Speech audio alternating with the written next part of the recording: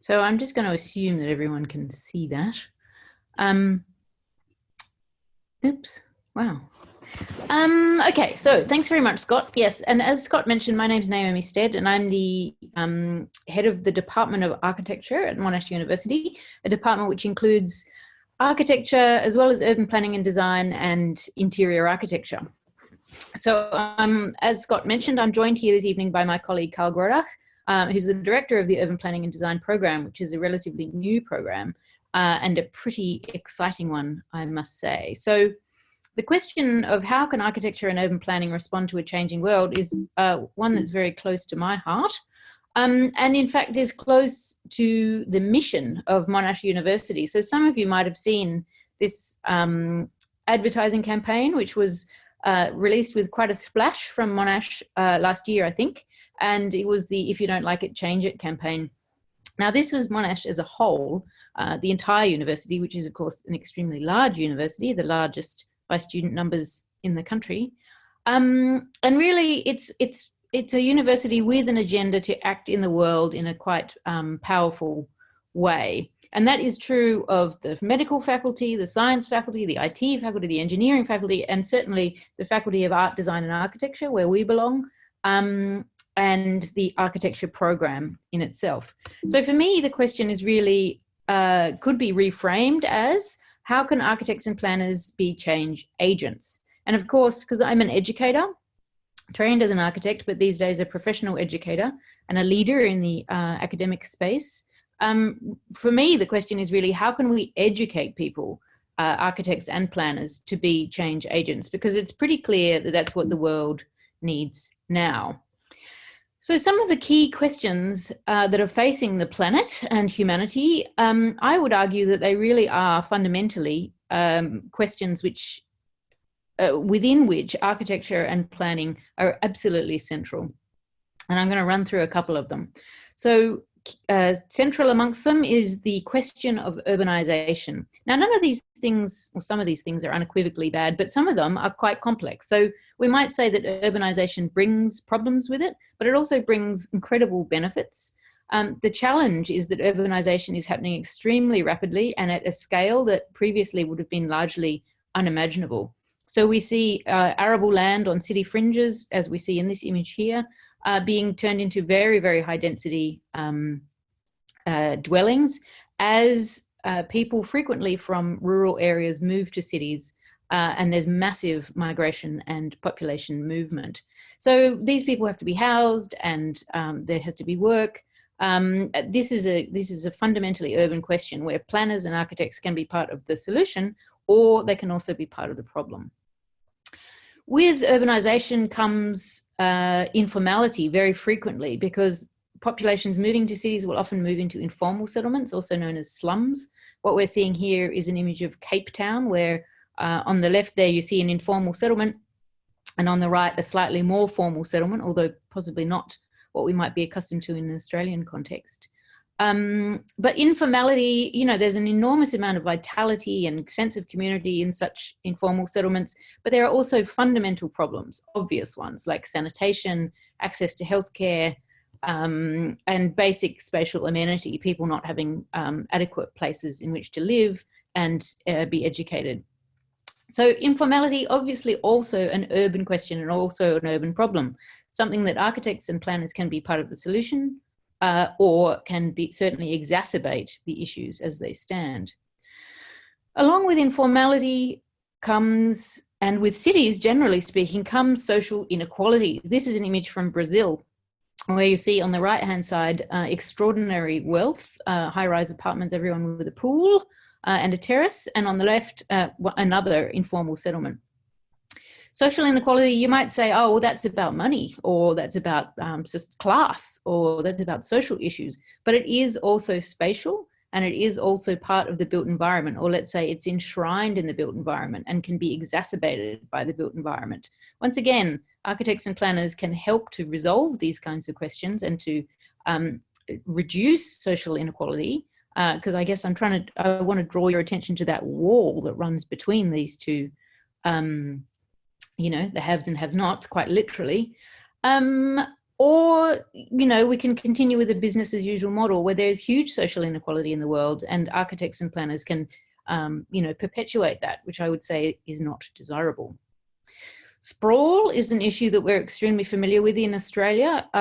This is not actually Melbourne, although it could be. It's downtown LA, which is where you see an absolutely classic example of suburban sprawl. Very little tree cover, an extremely hot environment, only going to get hotter as climate change continues, lack of public transport, and the ability to walk. It's not a walkable space. So the problems of sprawl are really quite myriad, and they have major effects on public health. But sprawl in particular in Australian cities is a big issue. Of course, the answer to sprawl is, or one of the answers to sprawl is density. And here we see Athens. Athens, I would say, is an example of density done well, or at least reasonably well. It's a pretty high density city, but it's got excellent amenity. These are good places to live. There's life on the streets, there's trees. It's got many qualities and characteristics that a sprawling city doesn't have. But density, of course, can also be done badly.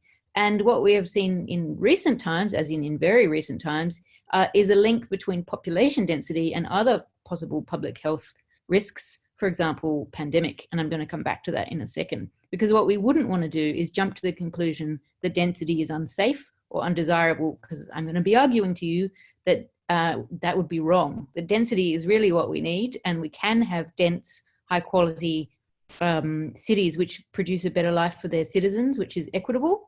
And once again, we want architects and planners to be part of building that possible future.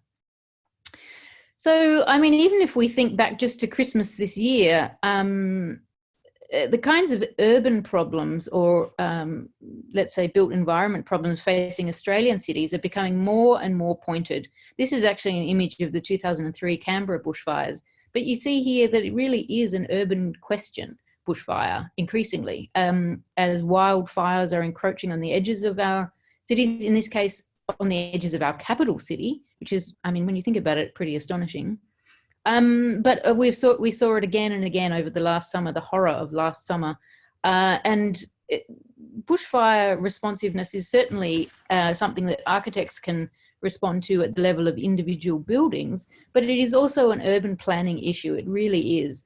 And Carl might speak more to that in a second. Then, of course, the thing that is exercising us all at the moment, and is the reason, of course, why I'm doing this from my bedroom rather than in a hall with you all sitting in front of me, which is, of course, what I would prefer. Pandemic. So there's been a lot of commentary in recent times in the public domain about the relationship between density and contagion.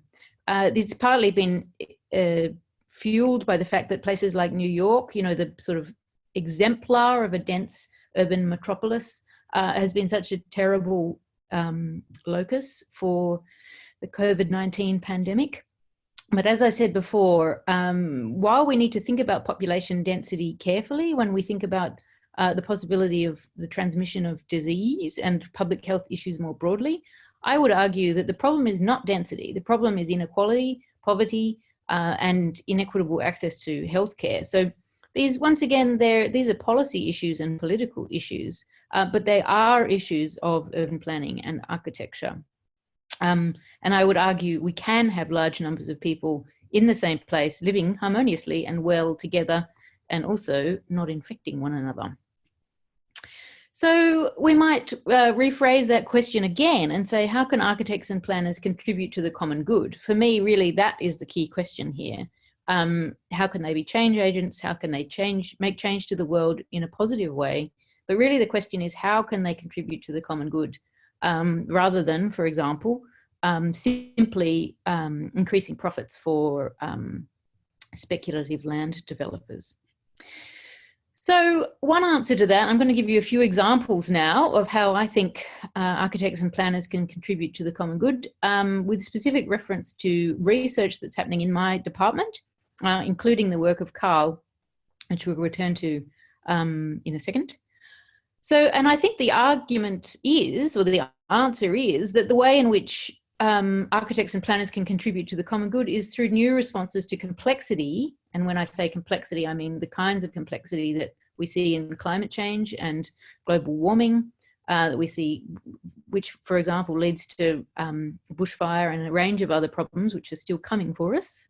But pandemic is also a complex issue. It's also arguably anthropogenic to some extent produced by humans and their the way in which they interact with the natural world. So we're faced with a complex environment now, and that we need to respond to complexity in ways that are inclusive, ethical, and sustainable. This is how architects and planners become change agents and contribute to a changing world fundamentally. And certainly that's why what we try to educate in our architecture and urban planning programs at Monash. Now I'm going to give you 3 examples of things that people are doing to that end at different kinds of scales and in different ways. And forgive me, I'm going to use my colleagues as examples. So the first one here is Professor Nigel Bertram, who's a practice professor in the Department of Architecture at Monash. And last year, this house, I don't know whether you can see my cursor actually, but I'm just going to assume you can. That house that's at the middle of the image here is known as the North Melbourne House, and it was the winner of the Harold Desborough Award for New Residential Design at the Australian Institute of Architects Awards in 2019. Now, this is actually a super interesting house. You can see that it's got interesting form going on, you know, solar panels on the roof, solar hot water heating, so on and so forth. But it is also actually a prototype for new ways of working. And hang on, how do I open chat? Let's see, chat. Oh yes, you can see the cursor. Great. So this is a working space, which is also a living space. Now, of course, we're all working in our living spaces right now, but I'm sure many of the people listening to this presentation might wish that their living space had a slightly different approach to working. Like you might want a different room, or you might want a room that's somewhat separated from your dwelling, or you might want a small alcove which doubles as something else. But back before the pandemic, it was still there was still an issue about how one might work and live, especially if you're working with a practice, you're working with other people as well, how you have them on the side of your dwelling, and how this can be a model for future work practice where you can keep work and life in balance. And that is what this house is doing. It has a space for working and a space for living. But it also has, you might not be able to tell this by looking at the image, but it's actually got a very innovative response to water collection and water management. It's an example of what is known as water sensitive urban design, because all the water is captured on site, put into the garden and filtered through the soil, which means that it can return to the groundwater. It doesn't just go into the stormwater system and create problems downstream. It's actually a very sensitive house in terms of how it manages runoff from its roof. But really fundamentally and classically, it's a really good design, and it has, you know, it impacts on the common good by creating a beautiful space in which people can have a good life. In this case, it's the lucky occupants of this specific house. But I think we should think about this as a scaled thing. So it can operate at the level of a kitchen, at the level of a house, at the level of a suburb, a city, a country, a planet. So good design contributes to the common good at a range of nested scales. So as I always say, architects don't only design buildings, they work across scales within multiple disciplines. So you might have heard this idea that if you're good at science and humanities, or you're good at maths and art, then you'd make a good architect. And that is true, that's definitely true. That was one of the reasons why I wanted to study architecture. But architects work every day with engineers, with technology, with construction, that is with builders, obviously with economics and finance, as well as a history of ideas, art and literature, and sociology. Obviously, houses and dwellings and buildings are places for people, and psychology is absolutely essential. Then at the center of everything that architects do are people, places, and experiences. So that's the first example of how architecture can respond to a changing world simply through good design, the good design of buildings. But I don't want you to think that architecture and planning are just the design of buildings, because it's much bigger than that. And increasingly, I would say, architects are working beyond the scale of the building all the way up to the scale of the planet.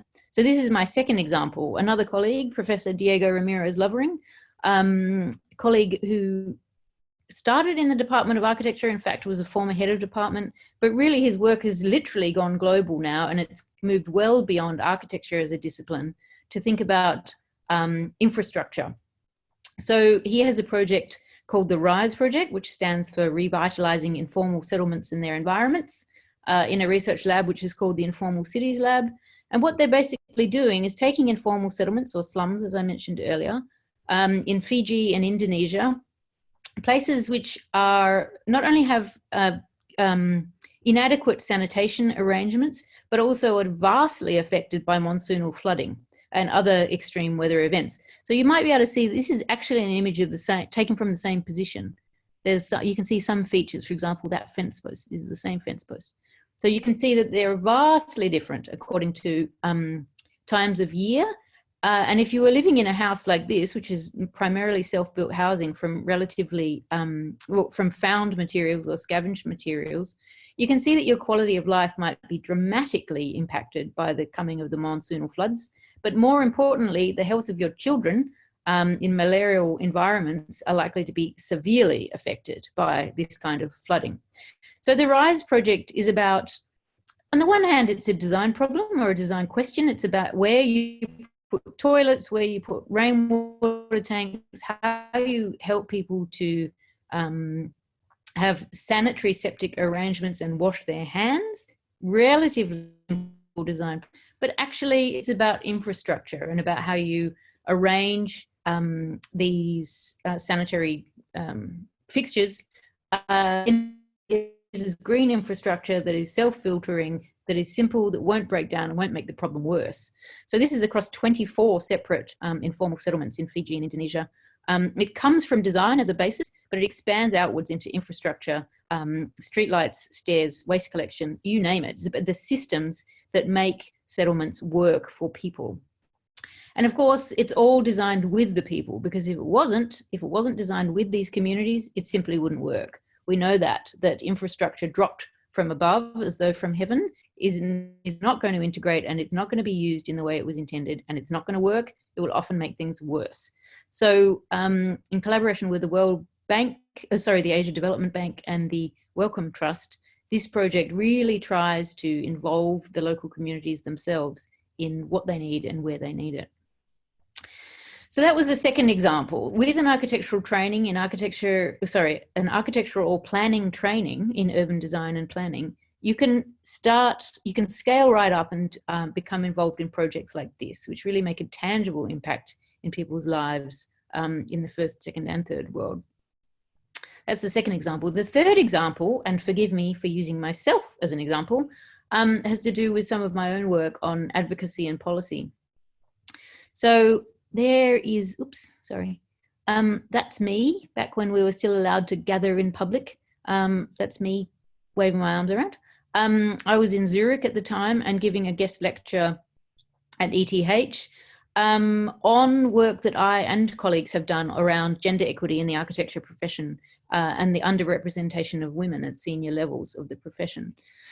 That project has been a super high profile project, very impactful and, let's say, influential in the architecture profession in Australia and internationally. One of the outcomes, for example, was a series of guides to equitable practice, which have been taken up by the American Institute of Architects and now expanding into other professions, engineers, planners, landscape architects, academics, actually, interestingly enough. This is being taken as a model for how you can create behaviour change and cultural change around gender equity. But probably even more importantly, I would say, than those policy shifts are the events and the building of an actual face-to-face community, which is really quite powerful in terms of peer-to-peer support, career planning, mentoring, and how you shift a culture to be more positive and supportive of all its members and more inclusive.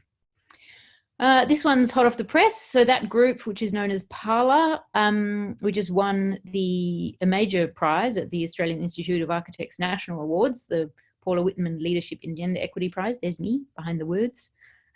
So advocacy and policy is another key way in which people who are trained in creative disciplines, planning, urban design, architecture can have an impact in the world in a really tangible way. Now, this brings me, if we can make this work, to Carl. So another really important way in which architects and planners can be change agents is through making change through knowledge and research, which informs city planning. So what I'm going to do now, so Carl is going to talk a little bit about a research project, which is called the Melbourne Experiment. I'm going to stop sharing. And Carl, are you able to share your screen? Yes. Looks like I'm pretty dark here. I'm going to go ahead anyway. And before I get started, I do have to call out and say, well, okay, so I'm Carl Grodock, and I'm professor and director of urban planning and design. My hometown's Los Angeles, so like I got to get you to change that slide, Naomi. Anyway, that city is still misunderstood, but I'll leave that for another time. Naomi asked me to talk about a project that I'm recently involved in called the Melbourne Experiment. And this is a really interesting, unique opportunity. Basically, our Vice Chancellor for Research, Mark Parlange, gathered together people from across all of the Monash faculties to study the effects of the COVID-19 shutdown on Melbourne. And so as a group, we have a varied set of projects looking at different types of activities like public space use, impact on the environment, on transport and the economy and so forth. Looking at how things go from before the March 23rd shutdown, what's been happening under lockdown, and then how things are going to progress. And we're really trying to not just document what's happening, but also think forward to what Melbourne is going to look like in 2050. And my screen is frozen. Can you all, does everyone hear me? Is it okay? I can hear you, Carl, but we're just seeing you rather than the screen. Okay, I haven't shared. I will do some eye candy. Hopefully you can see that PDF map there. So yeah, so I just want to give this overview on the project. I'm not necessarily going to go through the slides, but just to say that some of this, the work that we've been doing, and again, and looking at what's going on now and building towards that longer term Melbourne in 2050, is building on some of the work that has been going on in the Department of Architecture for a number of years, and I'll kind of show you some of that in a moment. But our project is specifically aimed at understanding the particular types of places that are going to support better outcomes, and looking at that relationship between urban form and some of the impacts in terms of transmission and recovery of the virus. And so it's a project that's bringing together our urban planners and architects really to model what these different post-COVID recovery scenarios are going to look at. And that's a part of what we're doing in terms of drawing on the prior work that's been going on here. I'm just going to skip forward. Is looking at building digital city models right down to the block level of what is going on here, and then trying to model out different impacts, whether we're looking at urban development scenarios or the impact of new tree cover on what kind of urban heat island effect that might mitigate. So that's kind of a starting point for this work. And what we've done is begin to build together a series of short-term projects that will help us gather new sets of data for our larger Melbourne modeling. And just to give you an idea of the kind of things that we're looking at, one of the key areas we're really interested in is explaining this debate I'm sure you've all heard about in the media around density as some sort of causal factor in the spread of COVID-19. And I guess it's really important to recognize that you don't want to confuse density with crowding. And just because New York has a high number of cases doesn't necessarily mean the city form or public transit use is actually causing the transmission of the virus. And we've become particularly interested in this unique situation in Australia because we have such a low rate of community transmission here. And so we're starting to ask this question through modeling of what are these key factors explaining what's going on. And this is one of our short-term projects that's just getting off the ground. Another one is where we're looking at Twitter data to understand how the shutdown may influence neighborhood satisfaction. And we're looking at this across different neighborhood types. So as an initial sort of work that we've done is looked at a variety of urban form indicators like density and land use connectivity and so forth to model different types of places within Melbourne. And then we are going to associate this with how people are reporting on life in their neighborhood at different points of time through the lockdown and going forward. And this is just a really rough kind of word cloud to give you an idea of the kind of things that start to come out across the different places.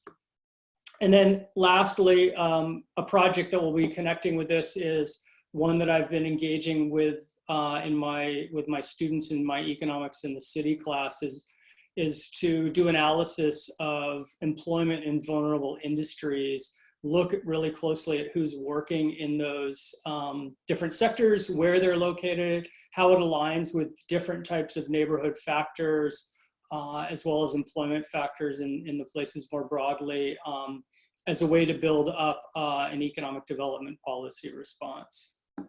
So that's a quick overview of this new program that we've begun within Monash and urban planning and design.